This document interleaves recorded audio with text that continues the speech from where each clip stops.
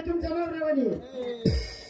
पियता पितुदा पिटला पितुदा गवार घेऊन जातात वय काय बिल्ला त्या म्हणजे काय चुकलं अर्थाला चुकीदार बोलायला लागला बाई आता म्हणतो बाई माझ्यातून जर काही चुकलं तर मी तुमची माफी मागतो का नवरा होतो डायरेक्ट असं म्हणू लागतं का तू एक काम कर हा